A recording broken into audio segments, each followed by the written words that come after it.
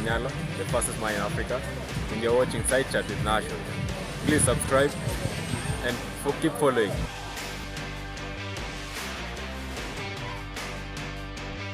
I mean, is it even an episode of Side Chat with Nation if we are not going to be talking about African football? Welcome to the channel. In case you're new on this particular platform, make sure you like, share, and subscribe down below. Leave a comment down there. I will really appreciate it on how to improve the content on this particular page. Now, very quickly, I'm going to be talking about what has transpired in African football the past few days. Remember, a couple of months ago, I think like a month or two ago, we were talking about the World Cup Qualifiers. And some of the notable names that people probably expected to go to the World Cup are not going to be in the World Cup. Egypt is not going to be in the World Cup this year. Nigeria is not going to be in the World Cup this year. Algeria is not going to be in the World Cup this year. Which teams are going to be in the World Cup this year representing the African continent? We have Tunisia going to the World Cup. We have Ghana going to the World Cup.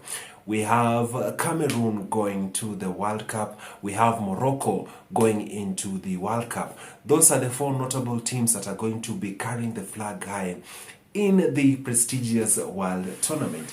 And why am I talking a lot about the World Cup qualifiers? It's because 3 out of the 5 games that were played as qualifiers for the World Cup competition had a bit of challenges here and there. Not really challenges per se, but had issues.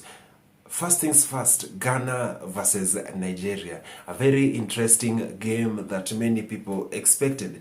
If you're new to the channel, I had a conversation with one of the Ghanaian sports journalists, that is Eugene Soti Ofori. Make sure you go back to the channel, follow that conversation, see what we had to say just before that particular game was played. The game between Ghana and Nigeria, which is popularly dubbed as the Jollof Derby, for so many reasons. They're always competing about who makes the best jollof, who has the best music, who has the best of this and this and this and this. It's more like a siblings rivalry. So when these two particular teams were squaring it out for a chance to go to the World Cup, remember the first leg of that particular tie was played in Ghana. The game went perfectly well. Everything was okay. Everything was cool, chilled. Nothing transpired. The game went to Nigeria, and for some reason, Thomas Partey scored the winning goal, or the goal, the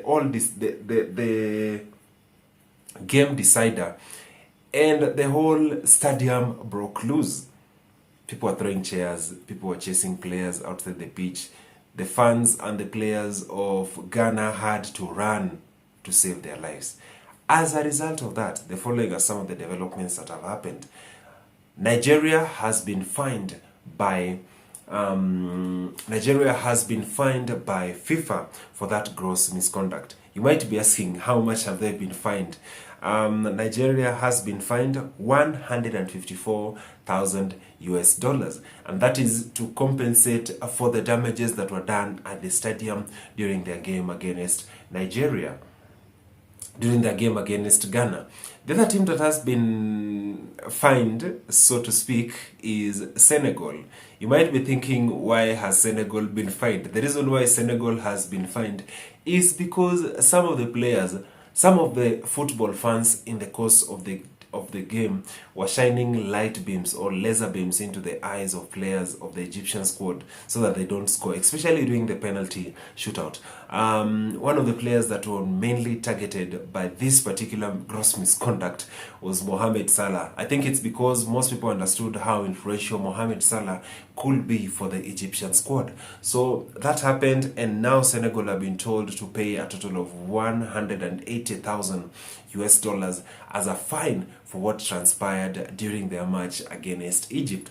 The other team that has been fined is Algeria as well, because of misconduct. But even though Algeria has been fined, they've not been fined a lot of money, just like $3,081. So that is what transpired in the African sphere this coming week. I just wanted this particular edition to be about the national teams in the African football. I'm going to be coming back with more content.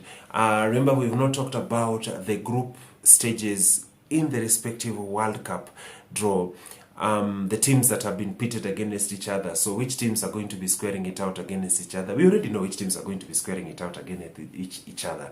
But I'm going to have that conversation and see if we can come up with predictions in terms of which teams might be able to go out of the group stages. Again, if you're new to the channel, make sure you like, share, subscribe down below, show some love down there, you know, share this video with your friends in case there's any content that you'd like me to talk about and to cover extensively. Make sure you leave a comment down below and I'll be happy to talk about it. Well, see you in the next one.